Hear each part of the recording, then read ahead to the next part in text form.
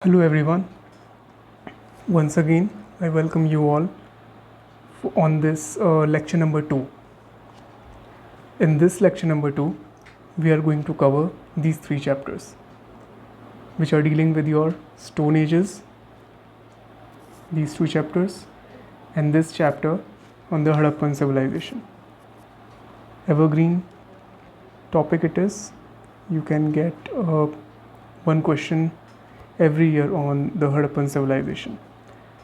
So without any delay or any other discussion, let's begin the revision of these 3 chapters.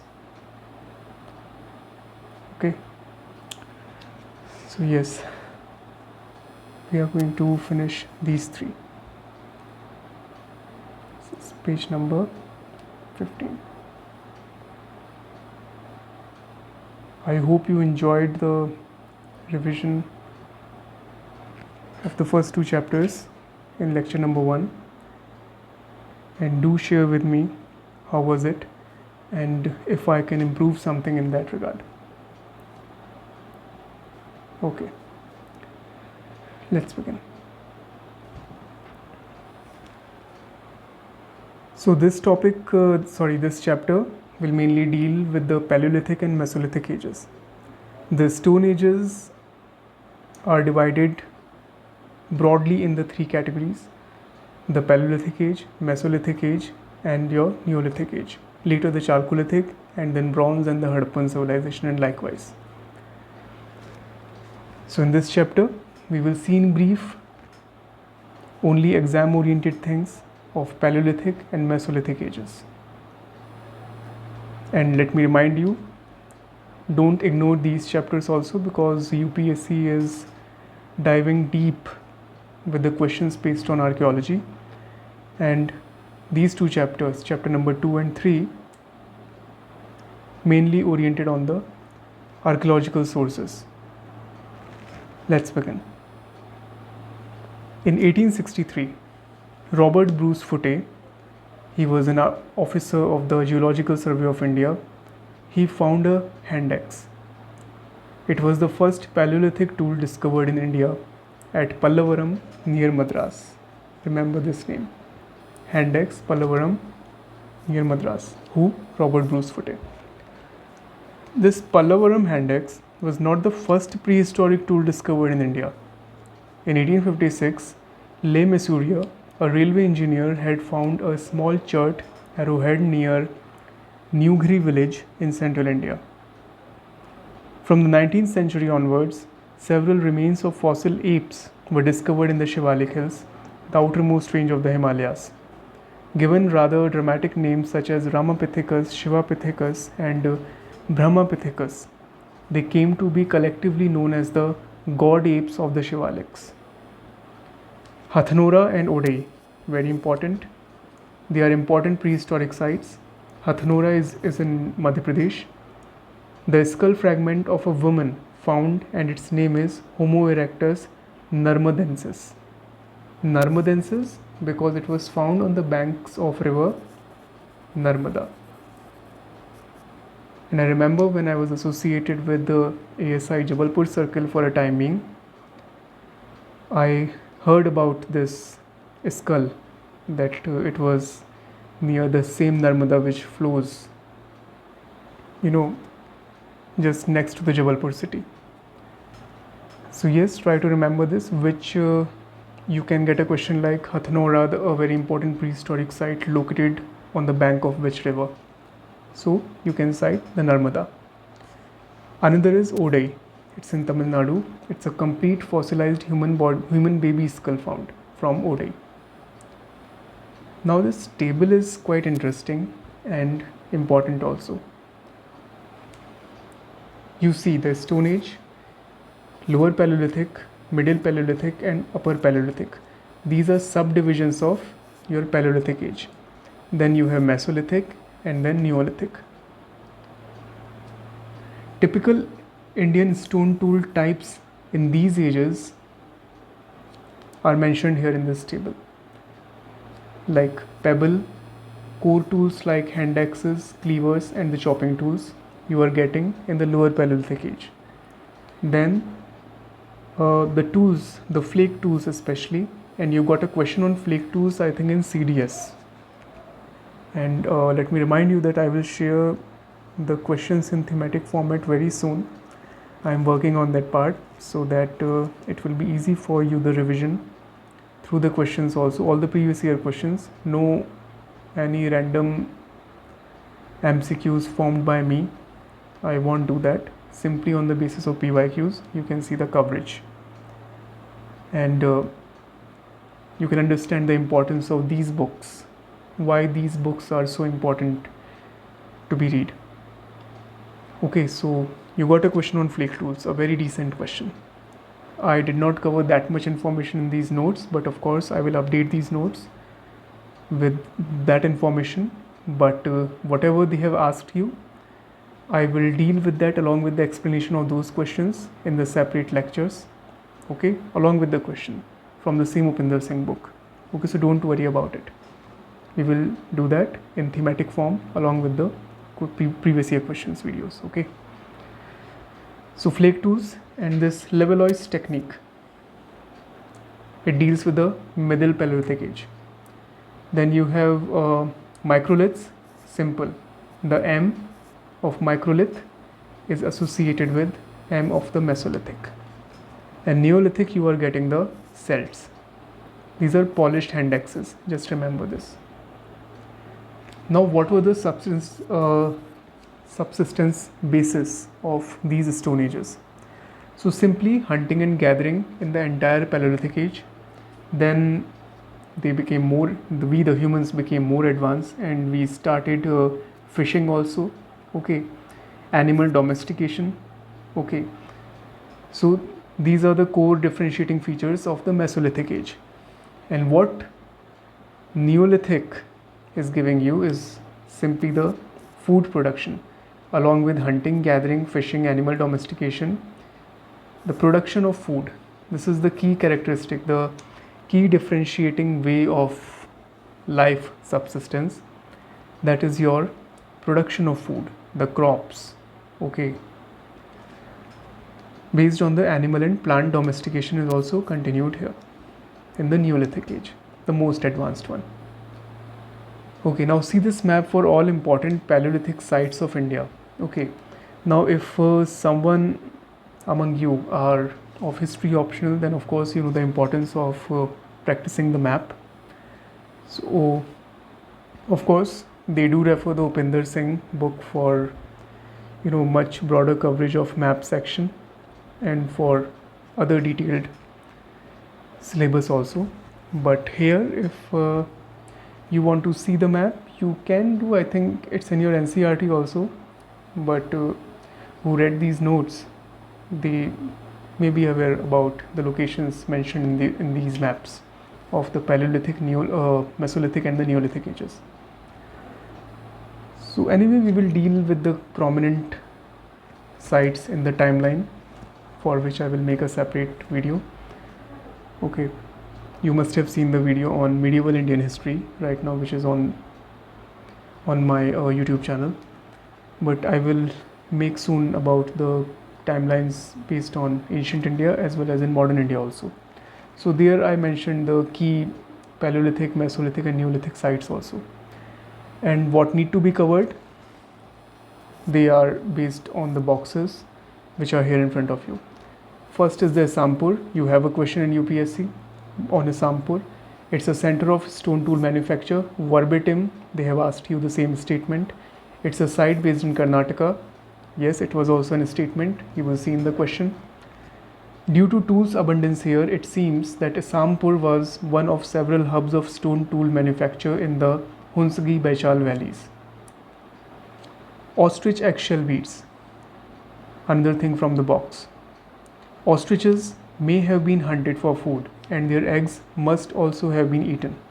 Their eggs' big shells could have been used as bowls or containers. The first discovery of ostrich eggshell was made in 1860s in the Ken River in Banda district of UP. Ostrich eggshell beads occur in Upper Paleolithic context at Patni and Bhimbetka. Now another map based on Mesolithic sites. Animal bones have been found at these Mesolithic sites. Bagor, it's in Rajasthan. Tilwara, it's in Rajasthan. Langnaj, Gujarat. Kanewal, Gujarat. Loteshwar and Ratnapur, Gujarat. Adamgarh is in MP. Bhimbetka, MP. Sarai Nahar Rai, Mahadaha, Damdama and Chopani Mando in UP. The first rock painting in India, and in fact anywhere in the world, was discovered by A.C.L. Carlyle, very important name, an assistant surveyor with the ASI in 1867-68 at Sohagi Ghat in the Kaimur Hills. You must have read this mountain ranges in your geography. So this is the Kaimur Hills in the present Uttar Pradesh state. It's interesting to note that no snakes are depicted in Indian Mesolithic paintings. You can get verbatim statement from here. Now about Bhimbetka, a very well-known site. Go and visit it once. It's in MP. In 1957, the archaeologist V.S. Vakankar, important name to remember, he noticed the Bhimbetka rocks out of a train window while travelling from Bhopal to Itarsi and got off at the nearest railway station to explore the area. This is how one of the most magnificent rock art sites in the world was discovered. Bhimbetka is one of 7 hills marked by a very picturesque natural environment. Its name is mentioned in Mahabharata, Bhimbetka boar.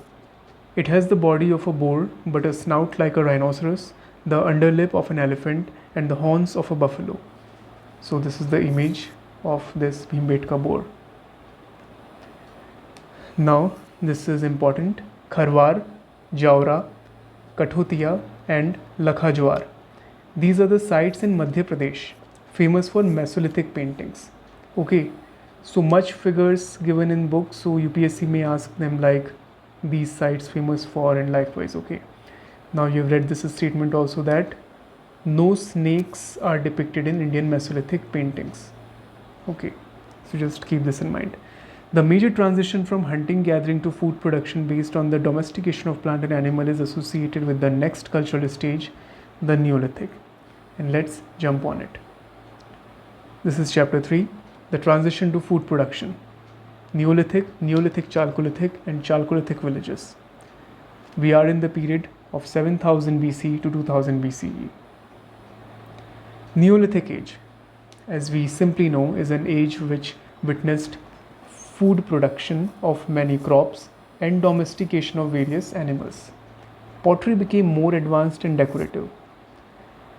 There are many Neolithic sites obviously, but 3 highly talked about Neolithic sites are Mehergarh in Bolan Valley, it's in Pakistan, but indeed very important site. Burzholm, you got a question. See, whatever I marked in red here is actually these are those topics on which UPSC asked question in last 3-4 years of just civil service prelims. I have not highlighted the question asked in CDS, NDA and the recent 2023 prelims also. I will do that, but of course for 2025, not right now, but I'm just only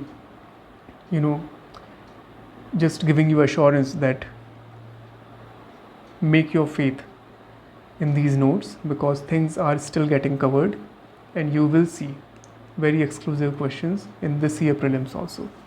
So don't worry, have faith and simply revise. So Burzholm site was discovered in 1935 by Edith and Peterson. Site is located on a terrace of Karewa clay above the floodplain of the Jhelum river. The site is just 2 km from Dal Lake, known for pits. Gufkaral is also one such site in Kashmir. These pits used to be winter homes of Neolithic people.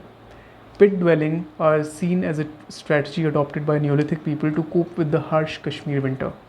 A well-developed bone tool industry was here. Bodihal, it's in Gulbarga, Karnataka, basically known for its ash deposits. Ash mounds, you can get this term. Ash mounds do not occur at all southern Neolithic sites, but they are at Bodihal. There is also an example of community feasting at this site. Neolithic ash mounds and habitation sites were closely related to each other. Ash mound sites tend to occur in hilly tracts close to perennial sources of water, with good pasture lands but soils too poor for agriculture. A pair of gold earrings was found at Neolithic Tekkalakota and the Kolar fields of Karnataka are the likely source of the gold found in the Harappan contexts. This would imply trade between the urban Harappans and the Neolithic communities of South India. Now, this is not quite relevant for prelims, but it's interesting to know that the cultivation of crops and the domestication of animals must have led to increased concerns with fertility and magico-religious ways of controlling it. Terracotta female figurines found from Neolithic levels onwards at certain sites, for example in the northwestern zone, have often been given the label of mother goddesses. It's very likely that farming communities connected women with fertility because of the fact that women give birth. It is also possible that they worshipped images of goddesses associated with fertility. Now this is a map on Neolithic sites. Extremely important now. Sohagora is a Neolithic site in Uttar Pradesh, which is at the confluence of the Rapti and Ami River. Gilund, Ahad, Balathal, Ojiana are some Ahad culture sites of Rajasthan. 4 important excavated prehistoric sites of Rajasthan basically. So do remember that. Ganeshwar is also one of the prehistoric sites of Rajasthan. You got a question on this. Hundreds of copper objects found at this site Ganeshwar suggest that it had emerged as a copper working center and that its people were supplying these items to communities elsewhere. Now Budihal is very famous site and famous for the ash mounds, so remember this. Now the evergreen topic, the Harappan civilization. You must have read a lot on Harappan civilization, but let's cover from this book also. First of all, have a glance of this beautiful map which is in your notes. These are the key sites highlighted in this yellow color. There is Rakhigadi, Kalibanga, Ropar, Kotdiji, Chanhudaro, Dholavira, Desalpur. You can say Surkothada also. Okay, I think this Lothal you have here, very much in news because of this National Maritime Heritage Museum is coming up here. Okay, then yeah, you have a lot of sites here. Birana is also one important site. Banavali. Okay. Likewise, many sites. Okay. So the Harappan civilization was the first urban culture in South Asia. Some of the Neolithic, Chalcolithic and Chalcolithic sites were roughly contemporaneous with the Harappan civilization and interacted with it. Dayaram Sahani started excavating Harappa in 1920 and Rakhaldas Banerjee started excavating Mohenjo-daro in 1921. And there's a fun fact, not for your exam, but I would like to tell you that Rakhaldas Banerjee was the first HOD at Department of Archaeology in BHU. When I entered in the department and I saw the photograph of R.D. Banerjee as the first HOD of the Department of Archaeology in BHU, so it was another kind of feeling. So yes, that's true. In some moment you realize that history truly speaks. You see many times that history is reliving itself in front of you. So that's a fascinating experiences which you might notice in your life sooner or later. But do notice, they are quite interesting things. History is not just in the books. History is in front of you. Now, the formal announcement of the discovery of the Indus or Harappan civilization was made in 1924 by John Marshall. He was ASI DG at the time. Almost a century after Charles Mason had wandered over the mounds of Harappa and sensed that there was something significant about the place.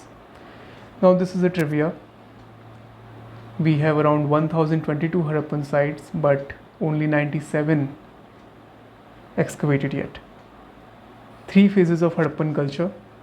There is no consensus about the dating, but these are approximate dates that early Harappan was between 3200 to 2600 BC, mature Harappan 2600 to 1900 BC, and late Harappan from 1900 to 1300 BC. There are several mature Harappan sites where there is no early Harappan level. For example, Lothal, Desalpur, Chanhudaro, Mithathal, Alamgirpur, and Ropar. The largest settlements include Mohenjo-daro, Harappa, Ganvediwala, Rakhigadi, and Dholavira. Don't remember the area's value included just to imagine the expense of these sites. The Rakhigadi is indeed now the largest Harappan site because this is the old figure, but whatever we see after the current excavations, so Rakhigadi's area is much broader. At least in India, this is the largest Harappan site right now. Now Mohenjo-daro, Harappa, and Kalibanga have a similar layout consisting of a raised citadel complex in the lower city.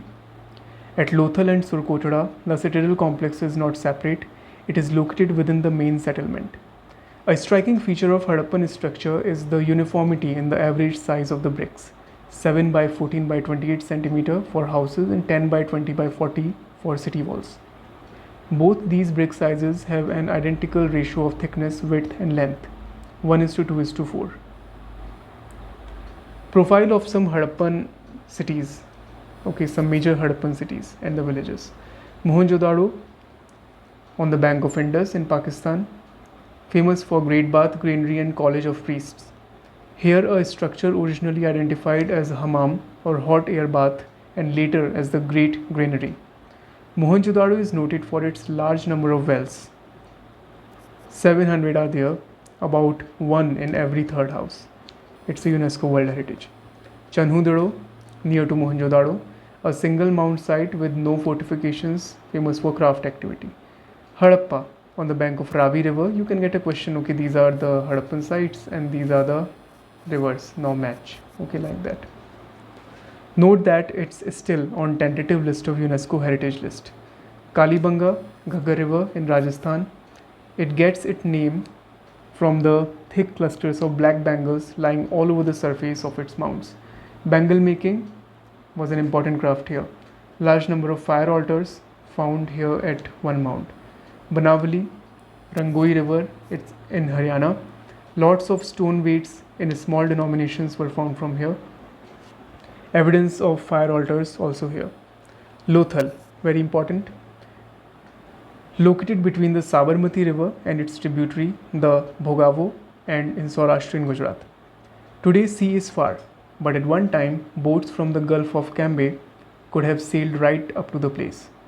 The most distinctive feature is the dockyard, everyone knows this, which lies on the eastern edge of the site. The dockyard had provisions for maintaining a regular level of water by means of a sluice gate and a spill channel. Dholavira, you got a question, also a major current affair in 2021. Also known as the Kotada Timba in Gujarat, located on Khadir Island in the Run of Kutch. The site seems to be looking out towards the sea and it must have been an important stopping point on busy maritime trade routes. Dholavira consisted of not two but three parts, the citadel, middle town, and the lower town. The city had an impressive and unique water harvesting and management system. The site is flanked by two streams, the Manhar and Mansar. Dams were built across these to channelize their water into reservoirs. Several large deep water cisterns and reservoirs located in the citadel and lower town preserved precious stores of rainwater. And of course, the site conferred UNESCO World Heritage tag in 2021. First such site in India. The first such Harappan site. From the box, Shikarpur. Where it is? It's in Gujarat. Here, thousands of animal bones were unearthed in the excavations. There were cut marks and signs of charring on some of the bones indicating slaughtering and cooking. The wild animals included wild buffalo, nilgai, chausinga, blackbuck, gazelle, various kinds of deer, wild pig, wild ass, jackal, hare, and rhinoceros. The domesticated animals included cattle, buffalo, sheep, goat, horse, debatable, pig, and dog. The evidence shows that the consumption of meat of domesticated animals was an important part of the diet of the people of Shikarpur. Now, 2021 prelims had a question on saline lakes. It's geography though, but a mention is also here, basically some sample collected from the lakes, hence a reference. Rajasthan's Salt Lake, they are Sambhar, Deedwana and Loonkarantsar. Pushkar Lake is a freshwater lake, also in Rajasthan. The sources of information on the subsistence pattern of the Harappans consist of plant remains, animal bones, artifacts, motifs on seals and pottery, and analogies with modern practices. Now, Harappan agriculture. The crop remains identified here included various types of barley, wheat, rice, horse gram, green gram, chickpea, field pea, grass pea, sesamum, melon, watermelon, dates, grapes, and the earliest evidence of garlic. In Gujarat, rice is a kharif crop, and it must have been so in Harappan times as well. Farmers must have built bunds, embankments of mud or stone to divert river water. Irrigation canals have been found at Shortugai. Animals of Harappa. Bones of wild animals have been found at Harappan sites. These include many varieties of deer, pig, boar, sheep, goat, ass, and pig. Bones of tortoise and fish have also been found. Rhinoceros bones occur only at Amri. You can get a question. Rhino, Amri. Although this animal is depicted on numerous seals and in terracotta figurines. Elephant and camel bones occur in very small quantities, although the elephant appears on seals. Tigers are represented often in figurines, leopards more rarely. Rabbit, peacock, pigeons, ducks, monkeys, and wildfowl are represented in figurines and paintings on pottery. The discovery of marine catfish bones at Harappa suggests that coastal communities may have traded in dried fish in inland cities. Cattle and buffaloes were the most important domesticated animals. Goats and sheep could have been used for meat, wool, milk, and as pack animals. They are still used to carry loads of salt and grain in some of the Himalayan stretches. Dog figurines suggest the domestication of dog. The issue of the horse, one of the most controversial question of 2017 prelims.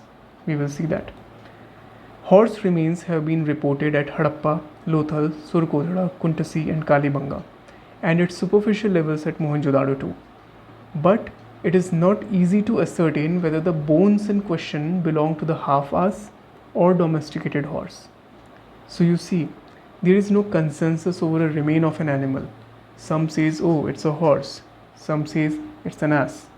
So it's a subjective debate still going on. But unfortunately, UPSC asked a question on that in 2017, and that was a bizarre question. Harappan pottery. Pottery kilns were found at Mohenjo-daro, Harappa, Nausharo, and Chanhudaro. There is a great variety of pottery, including black on red, grey buff, and black and red wares. Kot Diji has distinctive pottery with depiction of the horned deity. Now, Harappan craft works. Apart from ceramic vessels, the Harappans also made and used metal ones. Terracotta masks have been found at Mohenjo-daro and Harappa. Harappans made cotton and woolen textiles.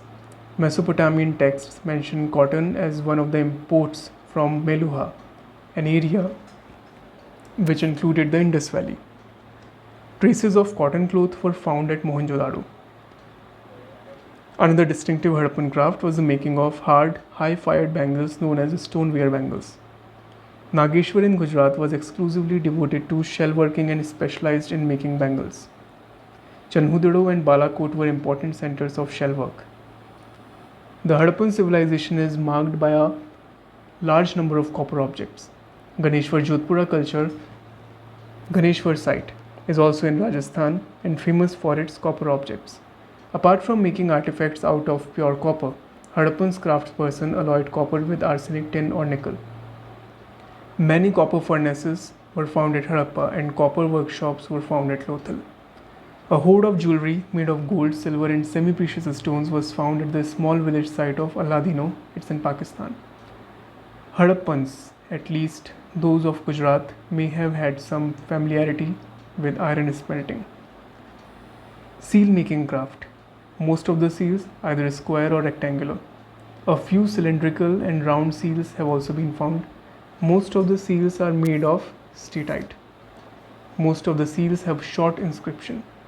2 fine silver seals with the unicorn motif were discovered at Mohenjo-daro, and some copper and soapstone ones were found at Lothal. Motifs include the elephant, tiger, antelope, crocodile, hare, humped bull, buffalo, rhinoceros, and the one-horned mythical animal referred to as a unicorn. The unicorn motif is found at almost all the sites where the seals have been found, including in Mesopotamia. At Mohenjo-daro, over 60% of the seals have this motif of unicorn, while it occurs on about 46% of the seals at Harappa. This is that unicorn seal, your unicorn. Certain representations on seals are also relevant. For instance, a seal showing a nude woman head downwards with her legs apart and a plant issuing from her vagina is often interpreted as a prototype of Shakambhari, or the Earth Mother. The Harappan seals, ceilings, amulets, and copper tablets depict a number of trees, plants, and animals, some of which may have had cultic significance. The peepal tree appears often.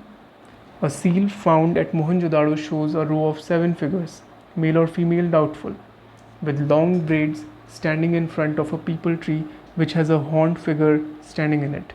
Because they are 7, scholars have speculated that there may be a connection with the later traditions of the 7 rishis or the 7 mothers.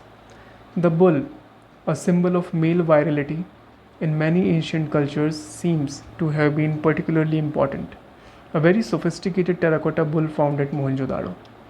The composite animals like tiger human, bull elephant, ram bull elephant, etc., and the unicorn depicted on some seals and ceilings may also have had some sort of religious or mythological significance. Now this Pashupati seal.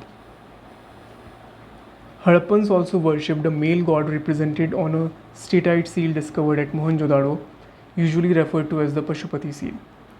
This shows a male figure with a buffalo horn headdress seated on a dais. He is flanked by 4 animals: an elephant, rhinoceros, water buffalo, and tiger. Beneath the dais are 2 antelopes or ibexes. Now, the bead making craft. A new type of cylindrical stone drill was used to perforate beads of semi-precious stones. Such drills have been found at sites such as Mohenjo-daro, Harappa, Chanhu-daro, and Dholavira.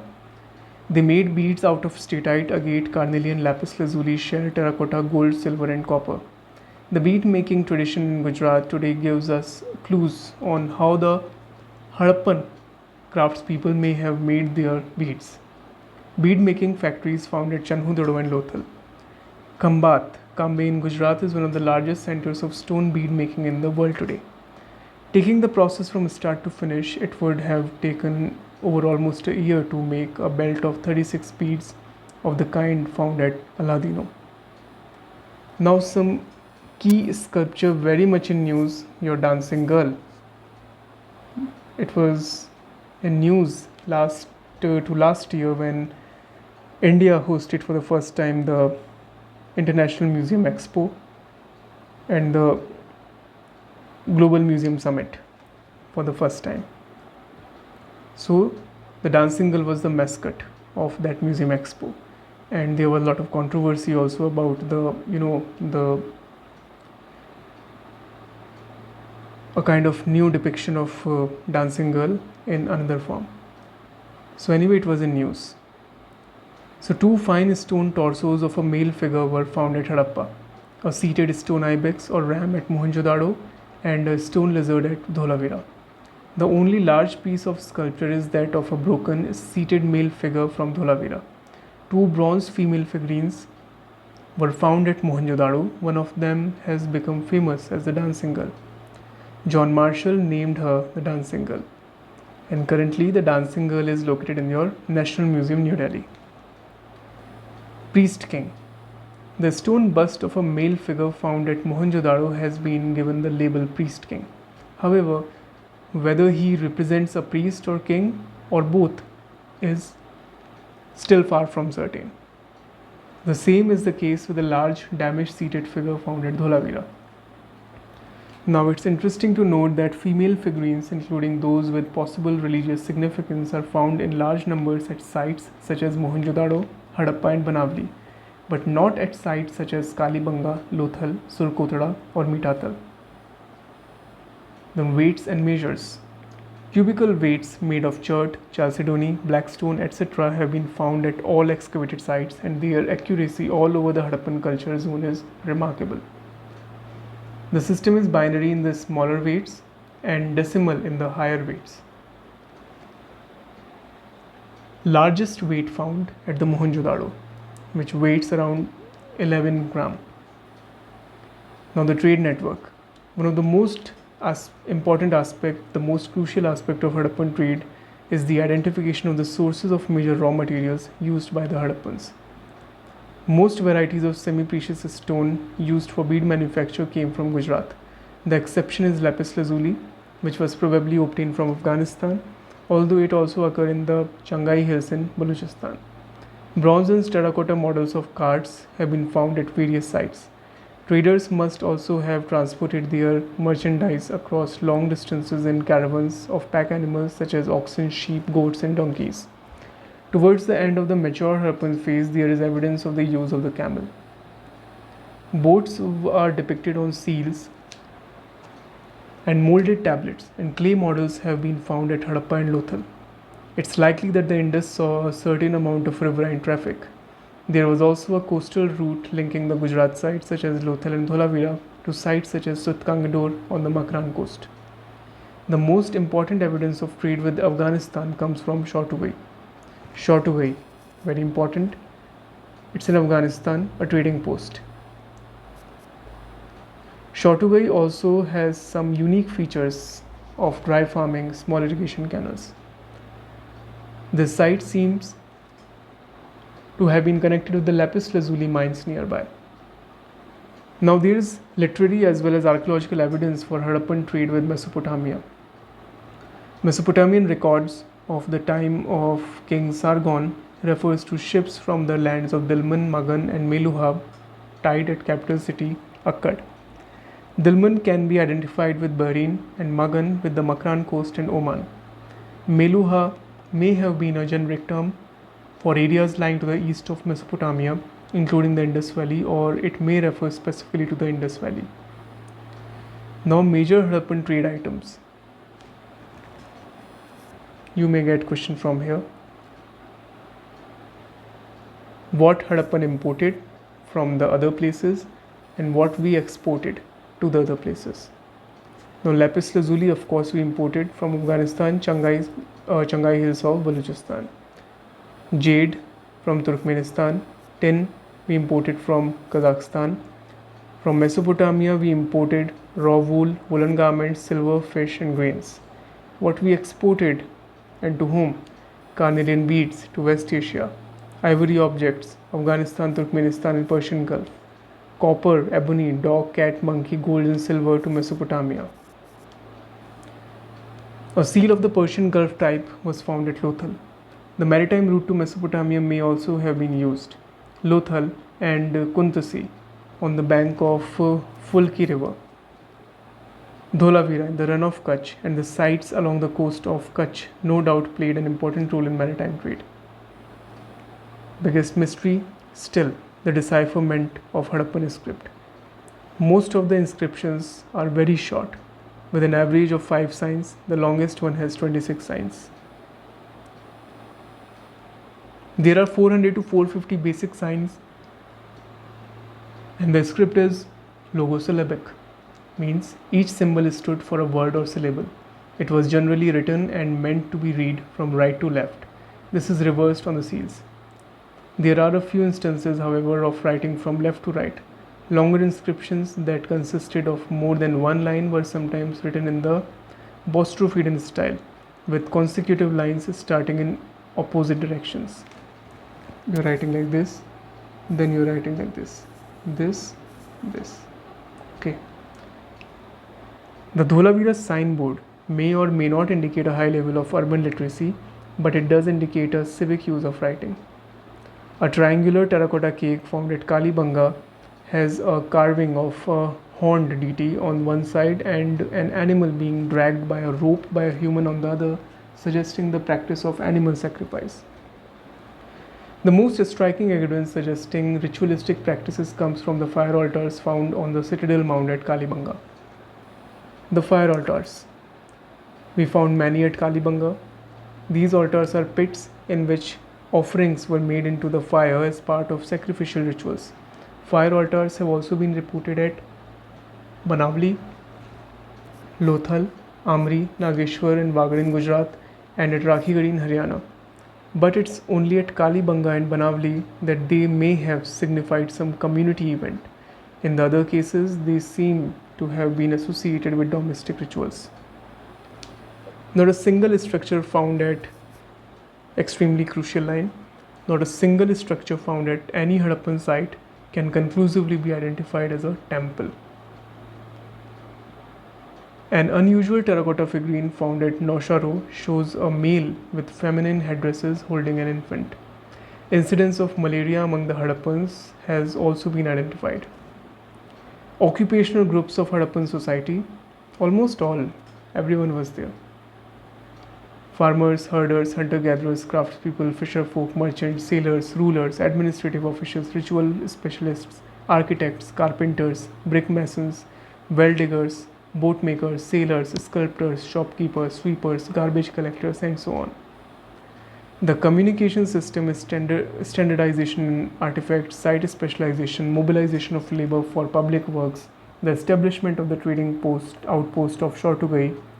All these things indicate a level of economic complexity and the existence of a state. Archaeological evidences indicate very clearly that the Harappan culture underwent a gradual process of deurbanization. The mature Harappan phase was followed by a post-urban phase known as the late Harappan phase.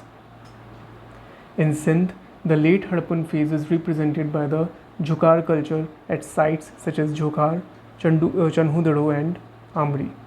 Around the time that people were abandoning Mohenjo-daro, the people of Rojdi in Saurashtra were expanding and rebuilding their settlement. The data suggests an eastward and southward shift of settlements and people. Some of the late Harappan sites such as Kudavla in Cholistan, Bet Dwarka in Gujarat, Daimabad in the upper